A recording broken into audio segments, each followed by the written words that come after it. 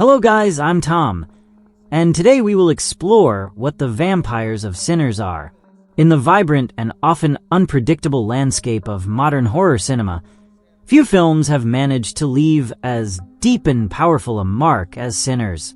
This work stands out not only for its intense emotional charge, but also as a story that explores the very boundaries between the human and the supernatural, challenging the viewer to immerse themselves in a universe that masterfully combines the rawest realism with symbolism so dense and enigmatic that it becomes impossible to ignore. Under the direction of the bold and ever-visionary Ryan Cugler, the film transcends the genre's conventions to offer an audiovisual experience that blends shadows, pain, redemption, and music into an intoxicating mixture of Southern mysticism and dark mythology, capable of resonating on multiple emotional and spiritual levels.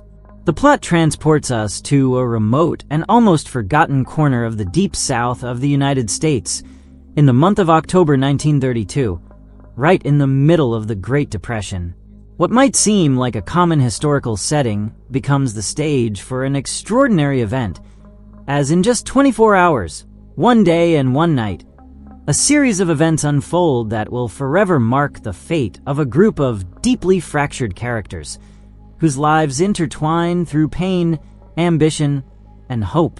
At the center of this story are Stack and Smoke, twin brothers who carry not only the visible scars of World War I, but also a dark and turbulent past stained by ties to the Chicago Mafia, a stain that has shadowed their souls and decisions. After years of bloodshed, betrayals, and losses, Stack and Smoke decide to return to their hometown, situated on the banks of the mythical and majestic Mississippi River, hoping to start anew and find a form of redemption that allows them to leave behind the violence that has defined their lives. Their project is ambitious and symbolic: to create a juke joint, a clandestine bar that serves as a cultural and spiritual refuge for the local African-American community, a place where music, liquor, and dance merge in a celebration of life and resistance in difficult times. But what seemed like a noble and renewing attempt at redemption quickly turns into a nightmare that descends into the depths of the inexplicable and supernatural. Everything revolves around Sammy Stack, the younger cousin of the twins, a blues prodigy whose passionate and heartbreaking music challenges not only his family, but the entire moral structure that sustains them. His extraordinary talent and way of playing are viewed with suspicion, especially by his father, Pastor Jedediah, a stern man of firm religious convictions who perceives Sammy's music not only as a moral affront, but as a dangerous bridge connecting to dark and ancestral forces belonging to another world. And in Sinners, those forces are not mere metaphors or symbols. They are a palpable and real presence lurking in the shadows. From the very beginning, the film sets a disturbing and solemn tone, accompanied by a clear warning. There are melodies capable of breaking the veil that separates the present from the ancestral, songs that open portals where time dissolves and where the supernatural infiltrates everyday reality. The opening sequence is a blow of dramatic intensity.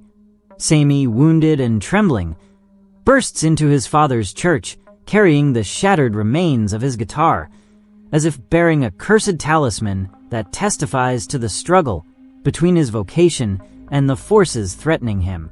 His father, desperate, begs him to abandon that dark path, but Sammy has already made an irrevocable decision. From there, the narrative rewinds a day to show us how that crucial point was reached. Stack and Smoke have returned to Clan, the town that raised them, with a considerable sum of money stolen from dangerous mafias in the north. They buy an old sawmill and a semi-abandoned barn from a white supremacist named Agwood, a man whose shadow and latent racism add a layer of tension and danger. The brothers' intention is clear: to transform that place into the juke joint they have dreamed of, a refuge of freedom, music, and cultural expression, and at the same time, a means to settle scores with a criminal past that haunts them. For that place to have a soul, However, they need the music that only Sami can provide. He agrees to play at the grand opening, facing his father's fierce disapproval. Accompanying him on this mission are characters who bring life and color to the story. Delta Slim, a legendary Delta pianist with decades of experience and secrets. Perdine, a singer whose voice is imbued with pain and passion, with whom Sami shares a secret bond despite her being married. Annie, Smoke's wife, in charge of the kitchen and the heart of the place. And a pair of Chinese merchants, Boy and Great Shaw, who join the dream hoping to build something of their own and different. Also present is Combret, a loyal friend who becomes the guard and protector of the juke joint.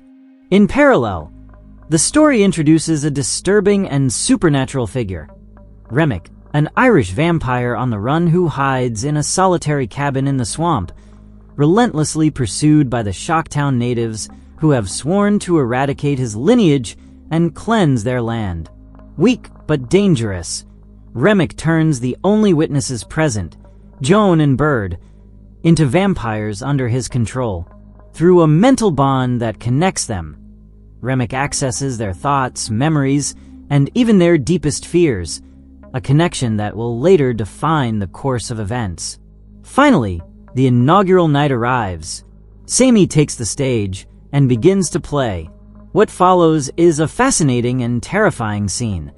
A collective trance envelopes the attendees, who fall under the spell of music that not only touches their souls but awakens dormant spirits and echoes from other worlds.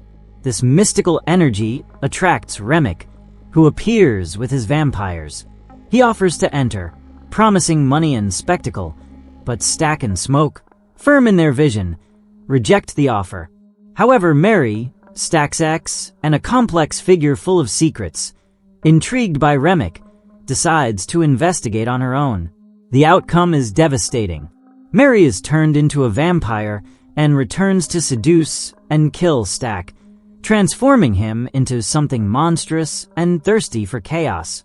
Smoke witnesses the horror and fires his gun, but the bullets do not affect the being that was his brother. What was once human now feeds on darkness. The nightmare unleashes without control. Remic and his entourage attack Combret in the forest and then storm the juke joint, spreading their curse to those trying to escape. The Shaw couple also fall, increasing the army of darkness that threatens to consume everything. Amid the chaos, Annie, knowledgeable in ancient traditions and protective folklore, takes control, resorting to ancestral weapons like garlic, silver, sunlight, and stakes. But she warns that the rules have changed. This is neither a common curse nor an ordinary confrontation. Remic's victims cannot be saved, not even by the death of the vampire. Their souls are ripped from time, suspended in a limbo between worlds, condemned to wander eternally. Although they maintain a hive mind that allows them to share emotions, memories, and desires, the vampires struggle to preserve fragments of their humanity, while ravenous hunger slowly corrupts them until what they once were is erased. Remic, for his part, cannot enter the juke joint without an invitation. He then proposes a sinister pact: spare the survivors in exchange for handing over Sami. Because Sami is no ordinary musician, his gift connects the dead of the African-American South with ancient Celtic souls, part of Remic's spiritual heritage. The vampire wants to use that power to hear the laments of forgotten wars, untold tragedies, and ghosts of battles without graves. In his twisted reasoning, Remic offers a form of redemption, an eternal existence without human prejudice or rules, in exchange for a single life and blood. Before retreating, he issues a final warning. Agwood, the man who sold them the land, is planning an armed attack with members of the Ku Klux Klan. He knows because Joan and Bird, now part of his vampiric network, have revealed all their secrets. This transforms the conflict into a battle that transcends the night, vampirism, and racism, becoming a clash of centuries-old hatred, mysticism, and ancestral vengeance. The proposal that Remic makes, although wrapped in seductive promises and disguised as a transcendental liberation, is in reality a subtle, profound, and devastating trap. A cruel mirage presented as salvation, but hiding a far darker and more heartbreaking fate. It is not simply a transformation. It is a disguised condemnation, a metamorphosis that returns neither life nor hope, but completely strips the individual of their most intimate and sacred essence. Those who succumb to Remic's offer do not truly rebirth. They become empty shells, soulless shadows, mere faded reflections of what they once were. Beyond physical death, the vampirism he proposes symbolizes an absolute spiritual death, the total disappearance of will, soul, and identity, reducing them to mere puppets controlled by an insatiable darkness. To be marked by Remic means to be lost forever in an unfathomable gloom, an abyss from which there is no return. Sammy, the youngest and most fragile of the surviving group, perceives this terrifying reality with relentless clarity. That is why, from the very first moment, he rejects that poisonous offer, aware that his future is still open, that his destiny has not been written, and that accepting that liberation would be equivalent to signing his own death sentence, one that would take away everything that defines his humanity. Alongside him, Smoke and the other survivors also firmly refuse to join that false vampiric community, which instead of offering refuge, slowly consumes the individuality and spirit of each member. They are not willing to yield or make a pact with dark and unknown forces, alien to human nature and this world. This refusal awakens Remic's ruthless fury. Taking advantage of the mental bond he has established with Bo Chow, who has already succumbed and become a vampire, Remic discovers that Lisa, Bo Chow's daughter, is alone at home. Without hesitation, he launches a chilling and merciless threat. If they do not deliver Sammy, he will personally come to find the girl to turn her into a vampire. Grace's desperation, Lisa's mother, bursts out in a scream of terror and helplessness. In a horrific impulsive act, she utters the fatal words that open the refuge's doors to the vampiric army. Thus begins a chaotic, brutal, and bloody confrontation, where the line between life and death becomes blurred. Amid the disaster, Grace heroically sacrifices herself by driving a stake through the heart of her husband, now turned vampire. This act, laden with heartbreaking symbolism, consumes her completely, burning her to her last breath and sealing her fate.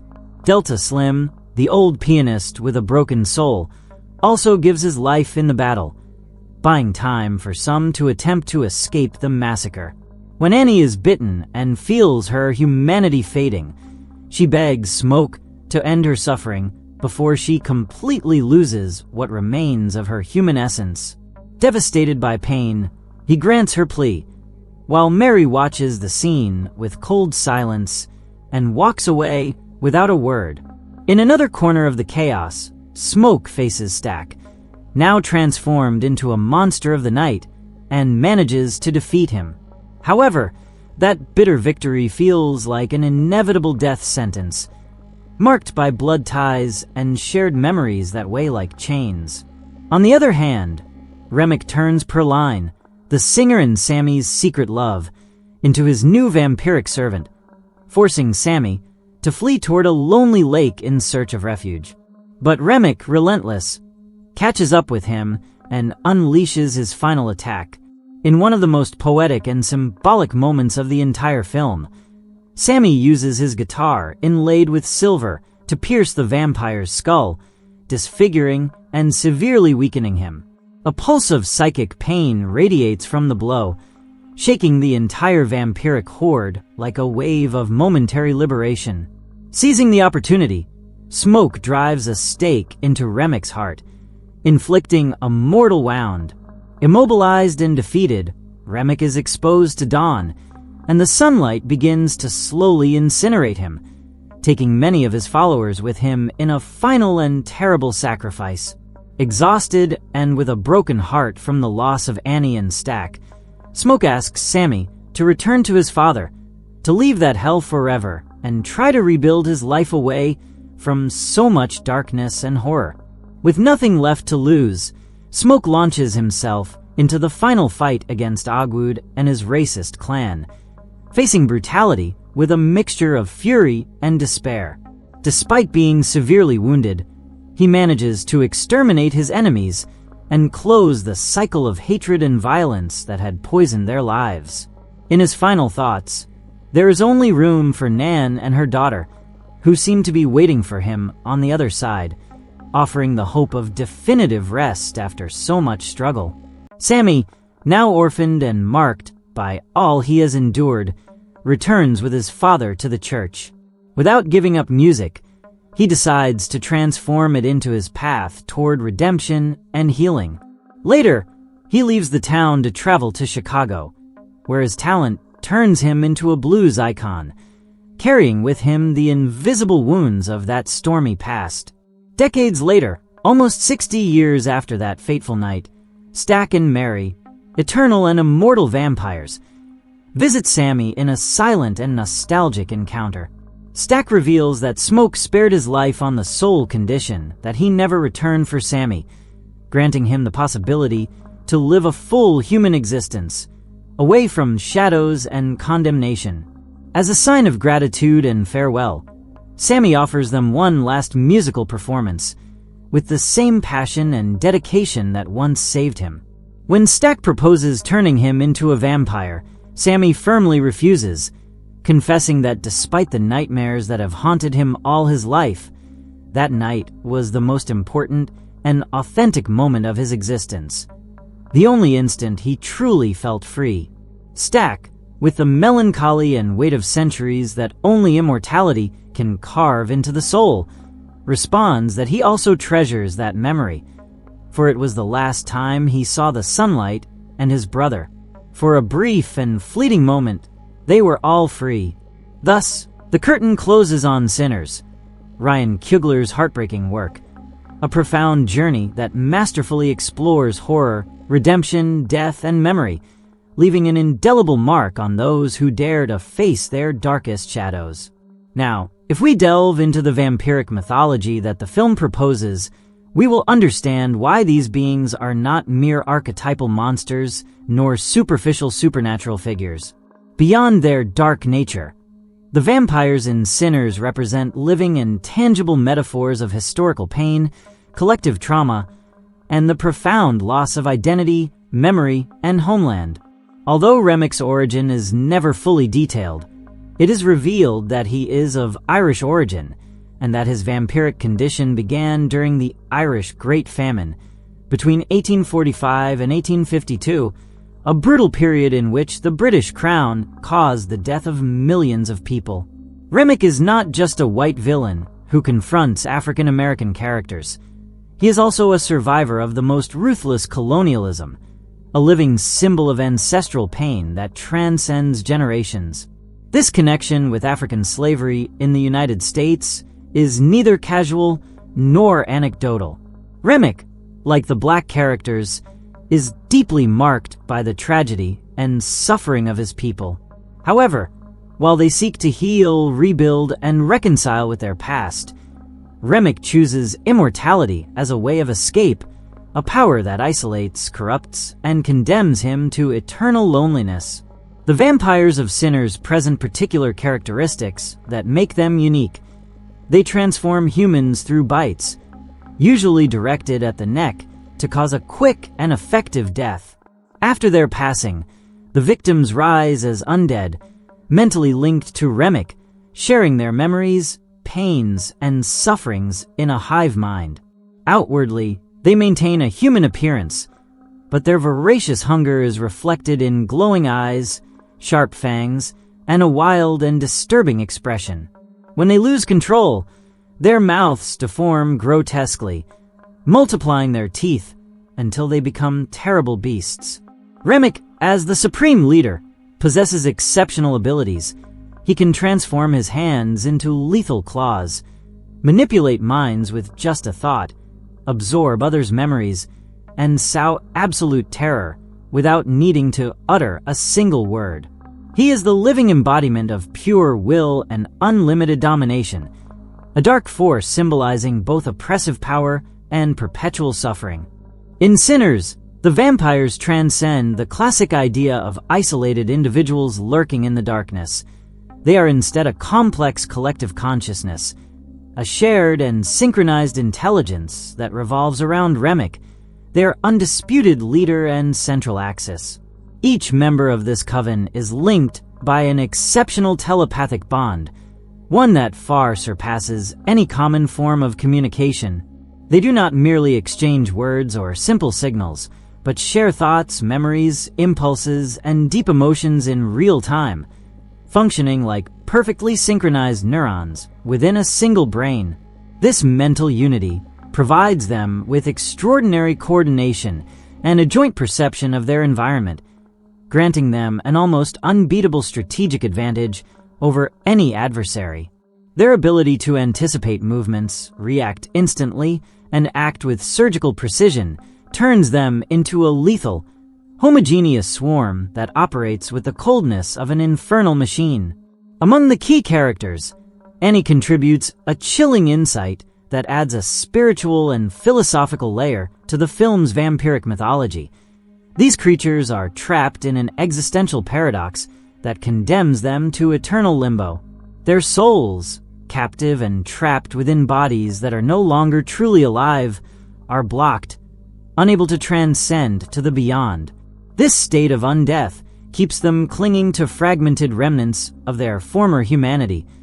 But over time, those fragments become distorted and corrupted. The result is a transformation into ruthless predators, beings dominated by insatiable hunger and a complete lack of empathy or remorse. They are no longer people, but mere corrupted and distorted shadows of what they once were, lost souls in an empty and tormenting existence.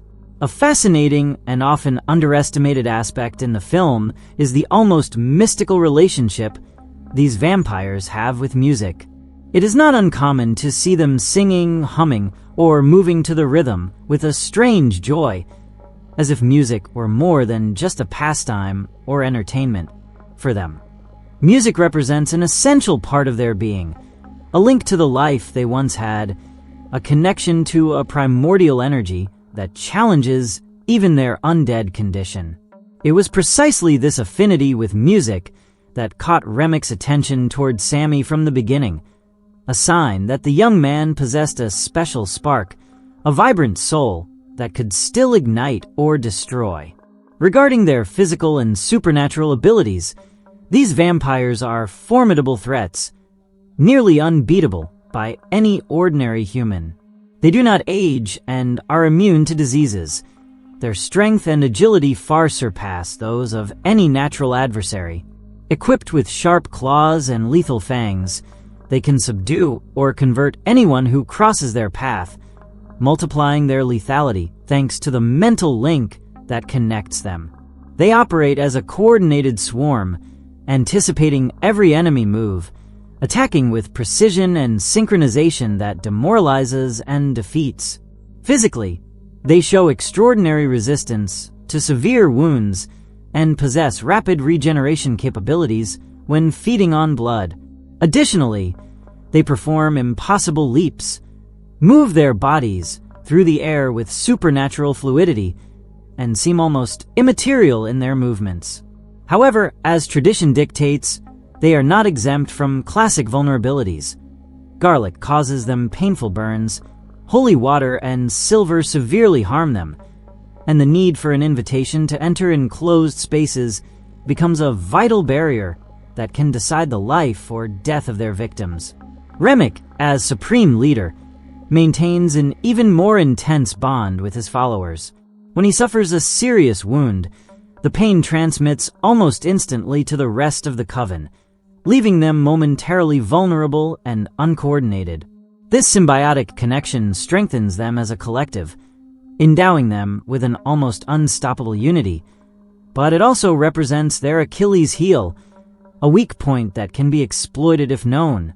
The story of sinners is richly woven with biblical symbols and deep spiritual references, especially Genesis 4 verse 7, where God warns Cain about the sin that lurks and the temptation threatening to dominate him. In the film, this message becomes literal and tangible. The vampires embody that ancestral sin, lurking outside the juke joint with a fixed, predatory gaze aimed at Sammy, the young man who represents the last hope. When Remic tries to seduce the survivors with promises of power, eternity, and false freedom, Sammy experiences a profound revelation that redefines the meaning of his life. His existence, marked and traversed by music, takes on a renewed and transcendent significance. He understands that accepting the offer would seal a pact with the void, renounce his soul, and surrender to an illusion that only leads to spiritual destruction. In that crucial moment, he recalls his father's warnings, who always alerted him to the true enemy, one that is not only external, but also internal and spiritual. The following scene is powerful and laden with symbolism. Sammy, a young man with a dormant but still present faith, confronts face to face the literal evil that his father feared all his life. The door mentioned in the Bible ceases to be a metaphor and becomes a tangible barrier, and the vampires are the dark forces waiting on the other side, ready to devour every trace of light and hope. Instead of yielding, Sammy chooses death over spiritual submission, becoming an emblem of resistance and courage. He is a man who rejects false salvation, a prison disguised as freedom, at the cost of his own integrity and soul. Sinners thus reveals itself as much more than a story of cursed creatures and songs.